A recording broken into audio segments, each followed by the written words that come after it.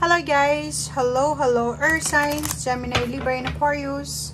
Welcome dito sa aking channel, Kapalaran 888. Welcome. Alamin natin kung anong messages, vibration, gabay energy para sa inyong lahat. Ito ay general reading. Pwede kang makaresonate. Gamitin mo ang iyong intuition sa kung ano man to na pinapanood mo dito sa aking channel. Okay, Earth Signs. Earth Signs, Gemini, Libra, and Aquarius. Nako. Air signs, mag-iingat tayo. Sa araw na ito, ingat-ingat ka siguro sa kapamilya mo. Mag-iingat ka sa ino-offer sa yung kasal. May nag-offer ba sa'yo ng kasal? Mag-iingat ka sa usaping pera, pamilya, negosyo, relationship. So, intimate relationship. So, kailangan mong mag-ingat. Especially kung ikaw ay makatanggap ka ng like, 'di ba, mga offer na rent to own, parang ganun na bahay. Ingat-ingat tayo kasi hindi mo alam kung sa panahon ngayon naglipanan na ang mga scammer. So, mag-iingat ka. Easy money tactics, mabilis na pagyaman, mabilis na pag-asenso, kontrata, overseas na trabaho, ingat-ingat ka. And sa relationship din, bago ka magpakasal, if hindi ka pakasal, aralin mo muna ang ugali ng taong yan na nag-offer sa'yo ng kasal. Huwag kang magpapakasal kung hindi mo pa siya talagang kilalang kilala. Kasi, sinasabi ng barahan na pwede kang maloko, ma-scam. Kasi fake siya eh. Diba? False person.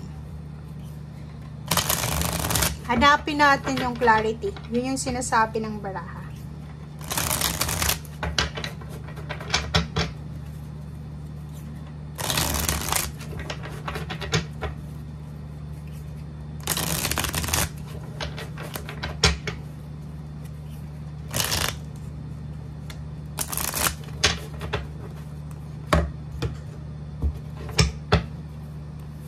Okay. King of Wands. Trabaho. So, ingat-ingat ka sa trabahong ino-offer sa'yo. Ingat-ingat ka sa pera na ino-offer sa'yo. Like, kung ano man to mga easy money tactics, mga plano, or kano pa man. Kasi, posibleng maging dahilan to ng depression, ng stress.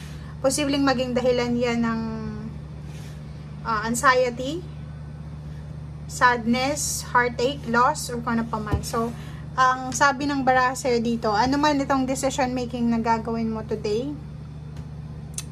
make sure na pag-isipan mo ng mabuti.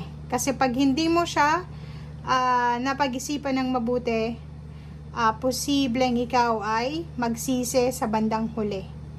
'Di ba? So, para hindi ka magsisi sa bandang huli, isipin mong mabuti. Okay? Sabi ng baraha sa'yo dito, lalo na kung tungkol ito sa pera. Sa panahon ngayon, ang dami-daming scammer, guys. Okay? So, pagsasabihan ka na yayaman ka dito, magbigay ka lang ng 10,000 or kung ano pa man, yung 1,000 mo magiging 10,000, parang ganun. So, ingat-ingat ka. Okay?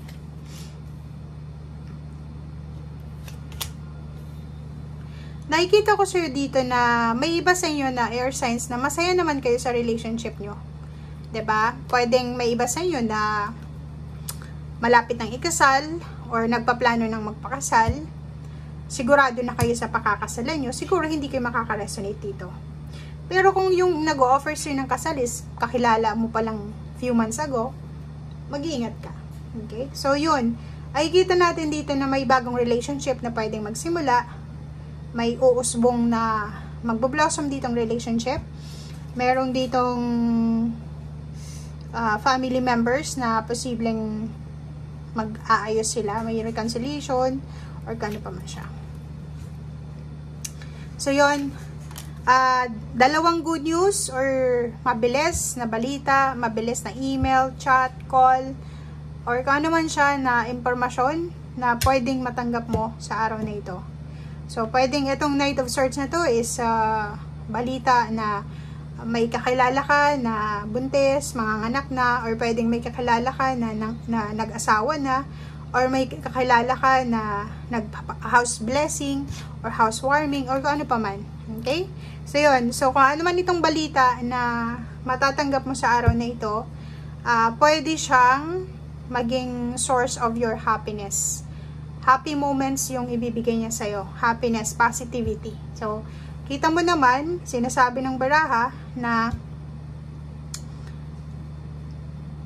yung balitang ito is malakidlat siya na balita. Na unexpected mo eh. 'Di ba? Talaga, may asawa na siya, buntis siya, parang masyashock ka sa kung ano man tong balita. Relationship, sinasabi ng barahan na if ever kasal ka na or if ever nasa committed relationship ka na, meron pa rin na isang pagkakataon sa buhay mo na kikiligin ka siguro or magiging excited ka sa relationship yung dalawa. Mag-iingat ka kasi pwede kang masangkot sa away, pwede kang masangkot sa gulo, pwede kang masangkot sa diskusyon, 'di ba? Pag hindi pare-pareho yung mindset ng tao, hindi pare-pareho yung paniniwala sa buhay, hindi pare-pareho yung pinanggalingan, magkakaiba ng opinyon, talagang magka-clash talaga. So, if ever man may kilala ka sa araw na ito na mamimet mo siya and hindi mo alam, or alam mo na hindi kayo pareho ng mindset or argumento lang yung magiging resulta ng pag-uusap nyo, wag ka nang magpumilit na kausapin siya. Nakikita natin dito na may kompetisyon lalo na sa usaping pera, balanse. So, if naghahanap ka ng trabaho, sinasabi ng baraha sa'yo dito na pwede kang mahirapan kasi ang dami-daming naghahanap ng trabaho. Kung naghahanap ka ng balanse sa iyong financial, siguro, kailangan mo munang mag-research and kailangan mong alamin kung handa ka na ba sa mga challenges or handa mo bang, like, yung mga bagong graduate or yung mga nag-expect na makakalipat agad sila ng trabaho, nag-resign, tapos lilipat.